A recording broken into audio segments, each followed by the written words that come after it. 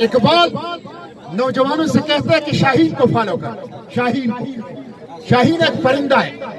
شاہین کو کیوں فالو کرو؟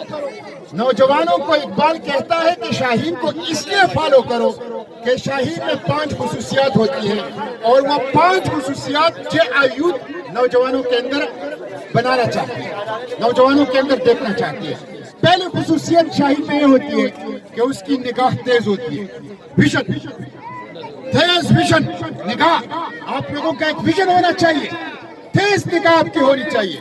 دوسری خصوصیت شاہین کی ہوتی ہے کہ وہ بلند پرواز ہوتا ہے.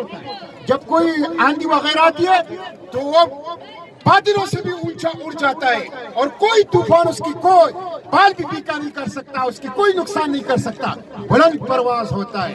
ایسے چھوٹے چھوٹے پرندوں کی طرح ایک درخت سے دوسرے درخت میں چھلانگ نہیں لگاتا, اونچی پرواز کرتا ہے.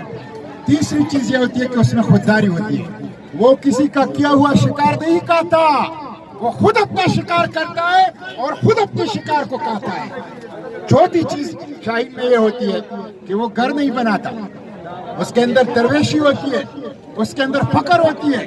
وہ کوئی گھر نہیں بناتا, ہر جگہ اس کا گھر ہے, ہر ملک اس کا ملک ہے, پوری دنیا اس کی ہے.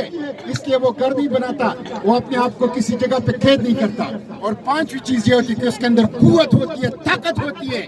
پرندوں کی دنیا کا کوئی بھی پرندہ اس کا مقابلہ نہیں کر سکتا. اس لیے اقبال شاہین کو رول ماڈل کے طور پہ نوجوانوں کے سامنے رکھتا ہے اور اس لیے یوتھ پاکستان کے نوجوانوں کو اقبال کا شاہین بنانا چاہتے ہیں.